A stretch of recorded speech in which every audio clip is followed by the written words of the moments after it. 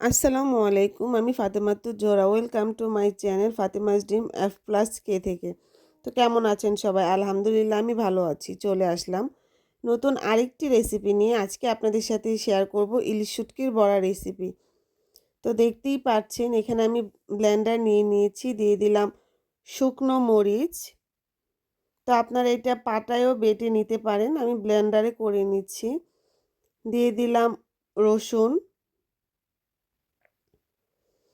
তো বেশ খানিকটা রসুন দিয়ে দিলাম। এখন এটা আমি সামান্য পরিমাণ পানি দিয়ে ভালো মতো ব্লেন্ডার করে নিব। এই তো দেখতেই পাচ্ছেন আমি ব্লেন্ডার ঢাকনাটা দিয়ে দিচ্ছি।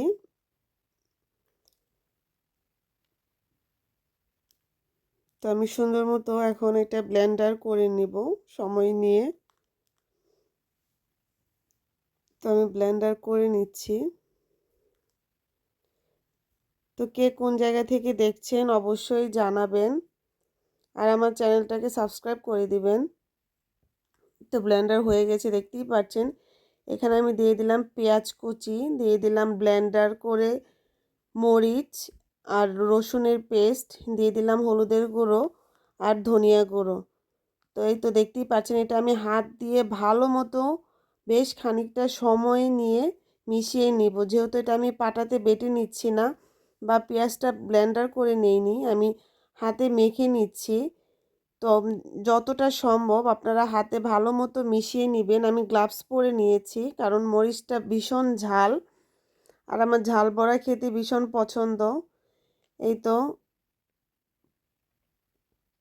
কার কার শুটকির বড়া ভালো লাগে অবশ্যই বলবেন। আমার তো শুটকির বড়া ভীষণ পছন্দ।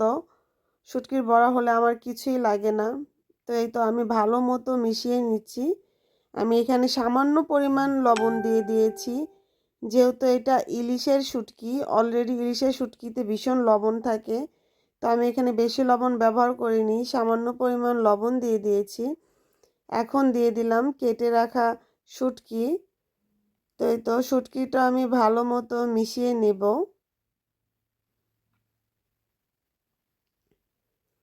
এই তো আমি শুটকিটা ভালো মতো মিশিয়ে নিয়েছি। তো প্রায় আমার মেশানো হয়ে গেছে, আর কেমন হয়েছে অবশ্যই জানাবেন। তো আমি একটা পাতাতে এখন এগুলো দিয়ে দিব। আমি কিভাবে দিয়েছি আপনাদের দেখিয়ে দিচ্ছি। তো প্রথমে আমি পেঁয়াজের যেই মাখানোটা, মরিচ দিয়ে মাখানো, সেটা দিয়ে দিয়েছি। মাঝখানে আমি শুটকির পিসগুলো দিয়ে দিয়েছি। উপরে আবার খানিকটা পেঁয়াজ দিয়ে দিয়েছি। এই তো দিয়ে আমি পাতাটাকে সুন্দর মতো মুড়িয়ে নিব। এই শুটকি দিয়ে সুন্দর মতো এখন পাতাটাকে আমি মুড়িয়ে নিব। দেখুন, তো ইতালিতে এসব পাতা খুব সহজে পাওয়া যায় না। আমরা ভিক্টোরিয়াতে গিয়েছিলাম, সেখান থেকে নিয়ে এসেছি।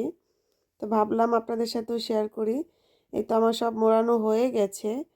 এখন আমি চুলাতে ফ্রাই প্যান বসিয়ে দিয়েছি। এখানে হালকা পরিমাণ তেলও গরম করে নিয়েছি। আপনারা কিন্তু বড়া ভাজার সময় বেশি তেল দিবেন না, হালকা তেলেই বড়াটা ভাজলে সুন্দর হয়। তো যেহেতু আমার পাতা সহকারে যা দিয়েছি সব উপকরণগুলোই কাঁচা, তাই খানিকটা সময় নিয়ে ভেজে নেব অল্প আঁচে। খুব সুন্দর মতো ভেজে নেব যেন ভিতরে সব কিছু সিদ্ধ হয়ে যায়, কাঁচা না থেকে যায়। তো দেখতেই পাচ্ছেন আমি সুন্দর মতো দিয়ে দিয়েছি। এখন ঢাকনা দিয়ে দিব। আমার দেওয়া হয়ে গেছে। আমি সুন্দর করে এখন ঢাকনা দিয়ে দেব। ঢাকনা দিয়ে আস্তে আস্তে ভাজা ভাজা করে নেব। এই তো দেখুন পানি উঠেছে, যেহেতু ভিতরের পেঁয়াজও কাঁচা, আপনার পাতাও কাঁচা, শুটকিও কাঁচা, সেই জন্য পানি উঠেছে। এটা ভয়ের কোনো কারণ নেই, এটা আস্তে আস্তে শুকিয়ে যাবে। তাই তো আমি এখন উল্টিয়ে নিচ্ছি। দেখুন মাশাল্লাহ আমার ওই সাইডটা প্রায় পাতাটা হয়ে গেছে, কিন্তু আপনারা কিন্তু সময় নিয়ে ভেজে নেবেন। আর অবশ্যই আমি যেভাবে বানিয়েছি আপনারা বাড়িতে ট্রাই করে দেখবেন, আর কেমন লেগেছে আমাকে কমেন্টে জানাবেন।